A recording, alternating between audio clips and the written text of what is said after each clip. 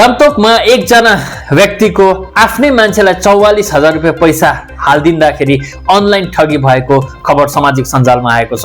हजुर तपाईँ ठिकै सुन्नुहुँदैछ। बारम्बार यो कुरा भनिरहन्छु म कि एकदम है जागरुक हुनुहोस् भन्न, तर सायद किन हो है यो कुराहरू नबुझेको कि नजानेको कि जान्नु नचाहेको कि केही बुझ्न सकेन।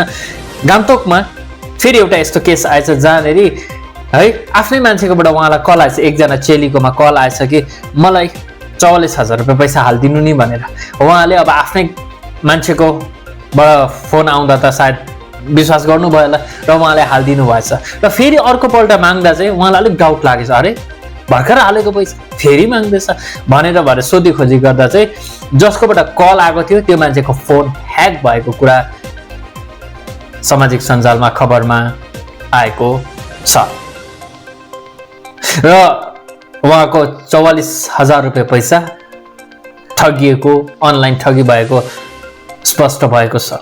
भनिसकेपछि बारम्बार भन्दा पनि है बारम्बार सोशल मिडिया मार्फत हामी भनि नै रहन्छौँ कि एकदम जागरुक हुनुहोस् भनेर, तर पनि सायद है काहीँ न काहीँ हुँदै छैन। तर आफ्नै मान्छेकोबाट कल आउँदा त हुन त विश्वास गर्न सकिन्छ र सिक्किममा यस्तो कुरा धेरै हुँदैछ। कृपया जागरुक बस्नुहोस्। आफ्नै मान्छेले धेरै पैसा माग्दैछ भने नि सोचे सम्झेर मात्रै दिनुहोस्। अहिले सिक्किमलाई अनलाइन ठगी गर्नेहरूले एकदम डरलाग्दो है टार्गेट गरिरहेको छ। किन यो बुझ्नै सकेन, न त सिक्किमको मान्छे एकदमै सिधा भएर हो कि नबुझेको, न फोन अनलाइन चलाउनु नजानेको हो कि केही बुझिएन यो चाहिँ अब हो।